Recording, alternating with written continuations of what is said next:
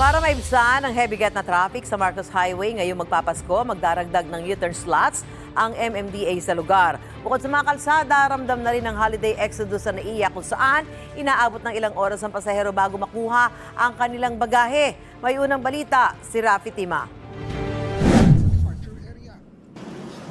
Mahaba ang pila at halos di na umusad ang mga sasakyan paakyat sa departure area ng NAIA Terminal 3. Kaya ang ilang biyahero, bumaba na ng sasakyan at naglakad na lang papunta sa gate. Mahirap malit, mamaya naribok na nga yung ticket namin noong nakaraan. Kaya balik na naman ngayon. Ang iba, inagahan na ang pagpunta sa airport. Mas okay na yung maghihintay ka na lang sa airport kaysa malate ka pa. Pero hindi lang traffic o mahabang pila ang problema. Sa Terminal 1, mabilis man ang pila sa immigration, inabot naman ng 2 oras ang pagkuha ng mga bagahe.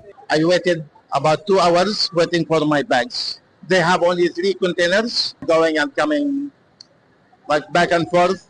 Ang paliwanag daw sa kanila, kulang ang cart na pagkakargahan ng mga bagahe sa eroplano para dalhin sa terminal.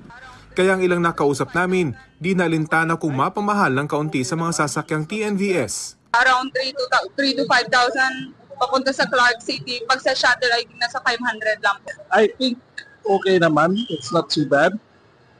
Pero syempre, mas okay yung kung may sundo. Matindi ang nararanasan ng mga commuter at motorista sa kaliwat kanang traffic. Gaya ng heavy-get traffic sa Marcos Highway noong Sabado. Nagpatupad na ang MMDA ng mga pagbabago, gaya ng pagpapahaba sa barrier malapit sa Nicanor Rojas Street para hindi na pumagitna ang mga sasakyan papasok ng Marcos Highway. Magdadagdag din ng mga U-turn slot malapit sa kanto ng Sumulong at Marcos Highway. Pumayag na rin daw ang DPWH na wag munang i-operate ang kanilang weighbridge sa Marcos Highway para hindi makaabala sa daloy ng trapiko. Pinalitan na rin ng MMDA ng mga plastic barrier ang dating concrete barriers sa tapat ng isang mall para madali itong mabuksan kung sakaling muling bumigat ang traffic. Papayagang makatawid dito ang mga sasakyan mula sa Felix Avenue papuntang Mayor Hill Fernando. Ayon sa MMDA, hindi uubra ang mungkahing lagyan ito ng traffic light. Nung araw po, nilagyan na namin yan ng traffic signal, binuksan namin, grabe po ang naging traffic. So ibig sabihin, mas okay na may U-turn.